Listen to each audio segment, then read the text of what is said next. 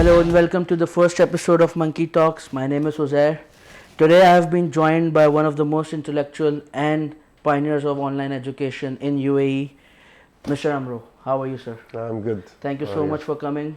Thank you for It's having always me. a pleasure meeting you. Thank you for How's having me. everything? How's work? How's Good, family? good, great. Growing, moving. Everything is in the best shape it could be. Great. So I would like to start with this question. Online education as a field.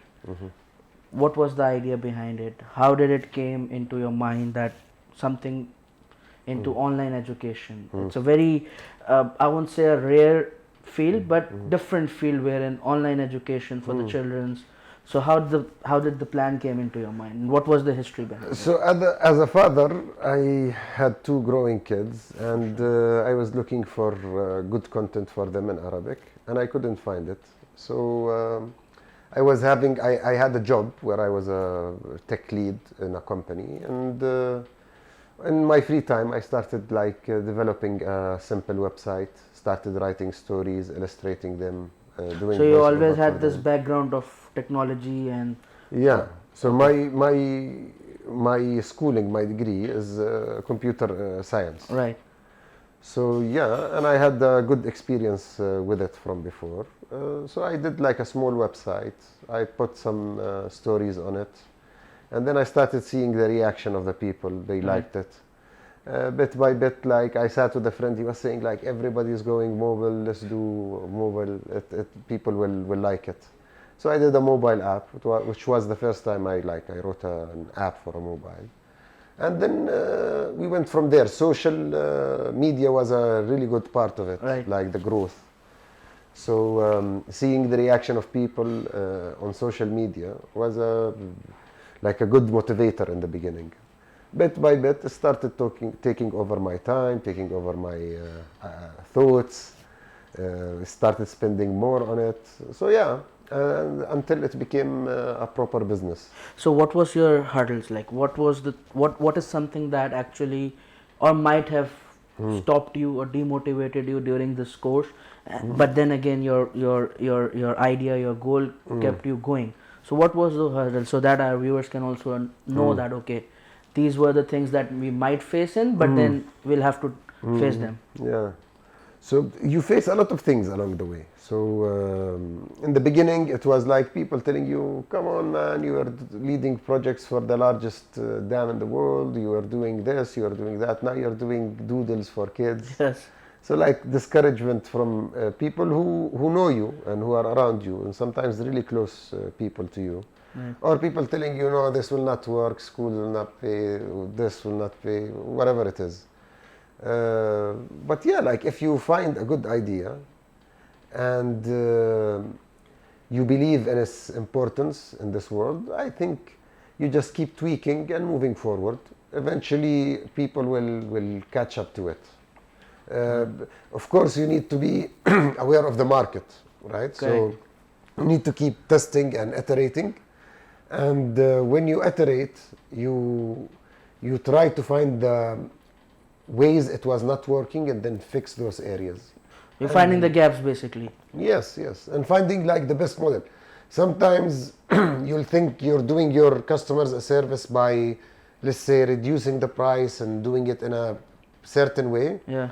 While the customers wouldn't care, they would pay more and Needs the best have it quality. in a different way. Yeah, Exactly. So yeah, you need to understand your customer, and that comes gradually. Nobody like understands their customer immediately.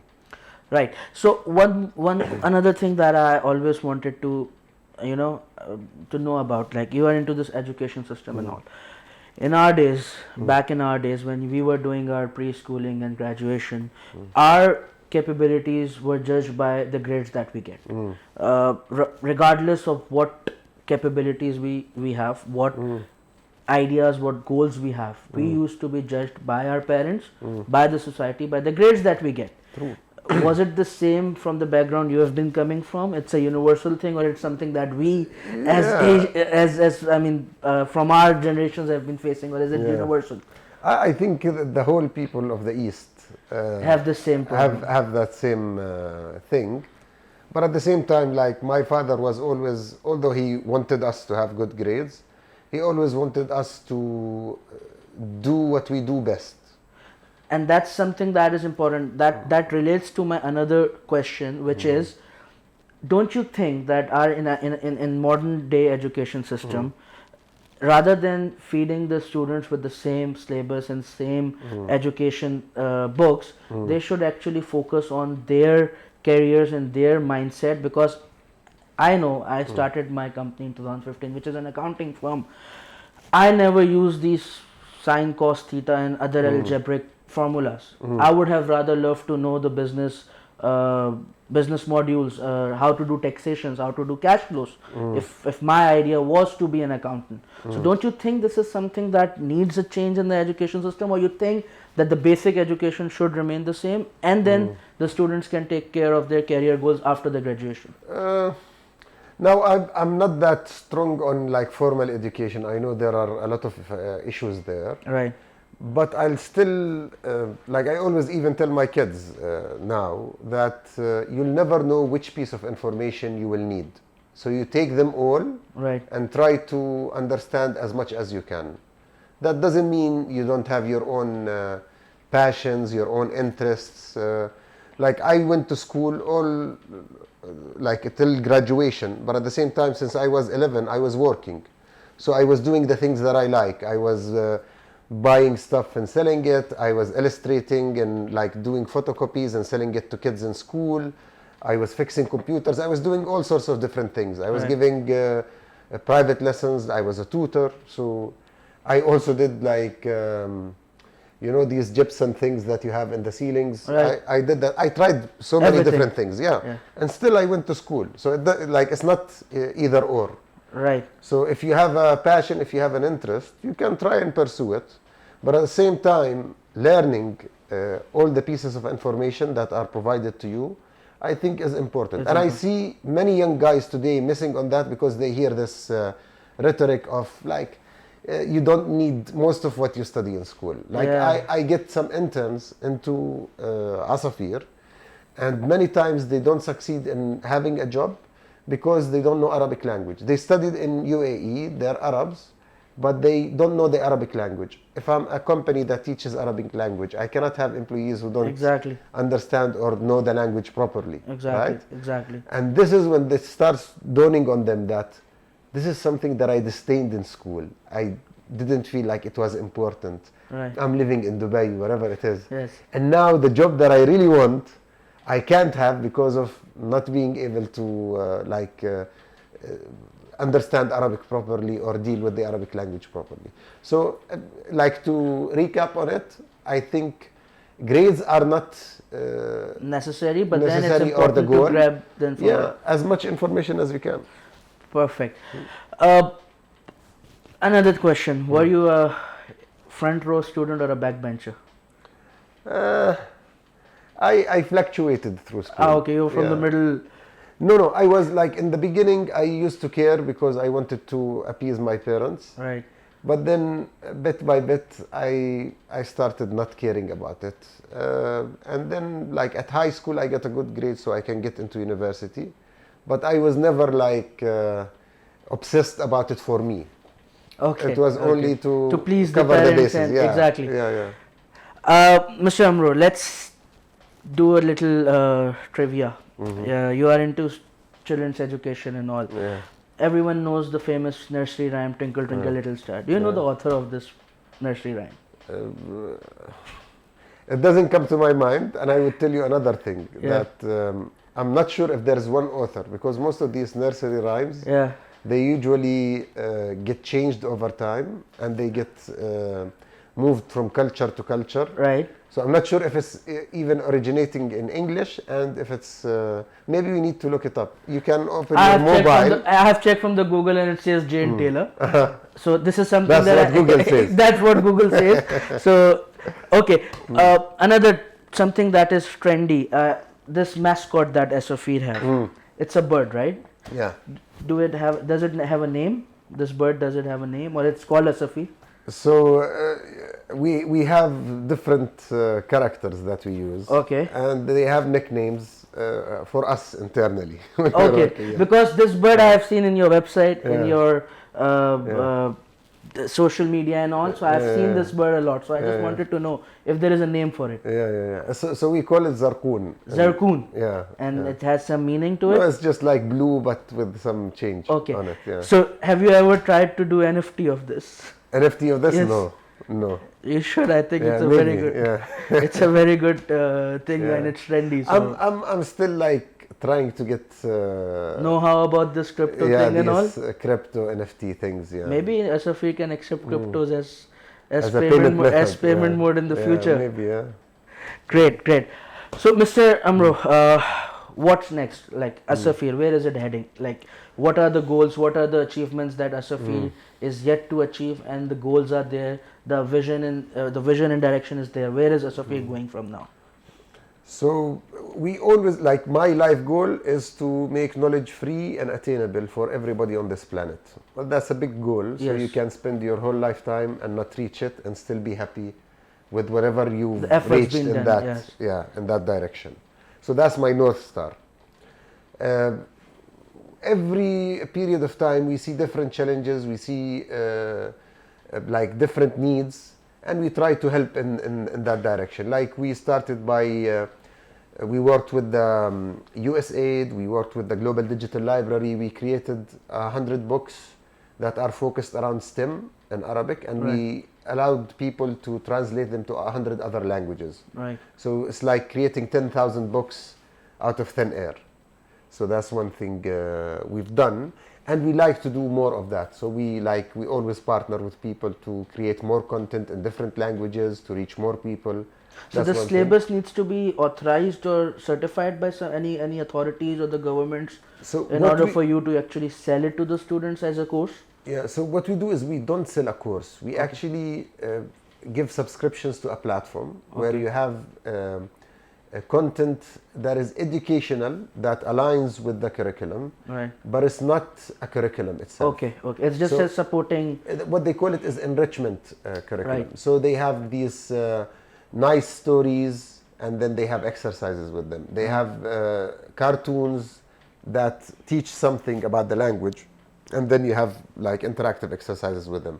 You have games where kids compete, like to get the highest scores. And while they're competing, they're actually learning something about the language. That's a value addition to the existing curriculum, basically. Yes. And what we want to do is we want to show schools, parents, and kids that education can be fun and is fun, right? Exactly. Because the biggest challenge today is when you talk to kids about education or reading, they get scared and they they don't even like to hear about it. Exactly. Right? Exactly. So we want to make remove it that fun, and show them that is fun. And we're succeeding with a big number of students.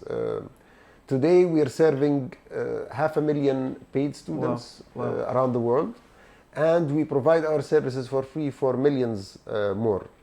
We partner with governments in Jordan, in Morocco, in UAE, and in different places to like make this education, this fun education, available to even more people.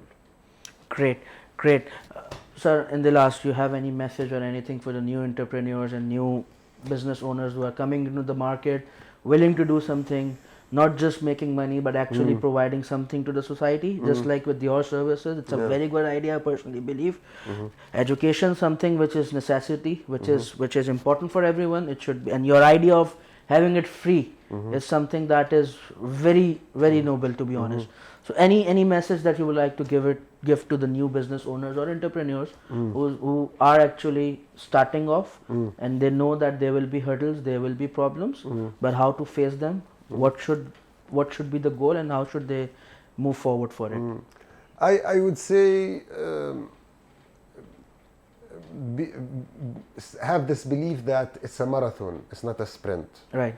Many people think that I've been working for 2 years on this and it's not working. Nothing is coming out. Yeah, nothing is coming. I slave on this every day, every night. Still nothing is working. It's a marathon, so you need to keep working until it works. Right. There is no quick way to do it. That's one thing.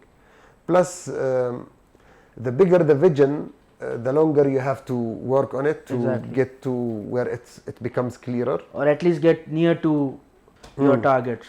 Yeah, and at least you need to have a clearer idea about it, because what most people start with is they think they have a good plan and a good product or a good business model. But once you go to market, most of these plans, most of these products don't survive the first contact with the customer. Right. You need to be really flexible. You need to truly understand what your customers want, how the market works, all sorts of other things. And then you need to tweak and move forward. Exactly. So to be able to do that on the long run and to be flexible, you need to also be frugal, which is something people are not really familiar with, especially in Dubai, Yeah. right? So you need to not to start whenever you get income, you start spending or whatever. Keep thinking about ways to invest and grow your business. And always think about winter. Most people have this summer thinking. Yeah, they don't think about the winter, money is so- coming, I spend money. Yeah. Money is coming, I spend money. No, you can spend the money, but spend it on growing your business so you can have more money. More money, And yeah. always have like a safety plan for you. There's a good book for Nassim Talib Kweli, I think. It's called Anti-Fragile, which is a really good book. Right. Anti-Fragile talks about how to build a business that not only doesn't get affected by changing circumstances or like things like the COVID or whatever, but actually benefits from it. Right. So no matter which way Season you it shake is, it, yeah. whichever way you shake it, it still will be able to survive and thrive. And that's how I always think about building my business. Like, we work with B2B with schools, but we also work with individuals. We work with governments. We try to find other ways where we can add value to the society, where we can, because at the end of the day, the business is you provide so much value to people, and you find a way to capture a small part of that value back for you. Correct. So you can keep doing that and growing it, and it becomes an upward spiral for Totally creating agree. value.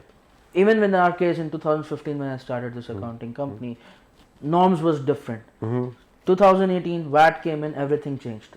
Businesses started to inquire more about this accounting thing, and also your point of this was a marathon. You never know which part of the race is benefits you and your business actually grows. Yeah. So that's the thing. I really like this point that you need to keep running. You need to back your plan and your aim and all. Mr. Amro, thank you so much for your time. Thank you, Zef, for having me. It is always a pleasure, as I said, to meet you.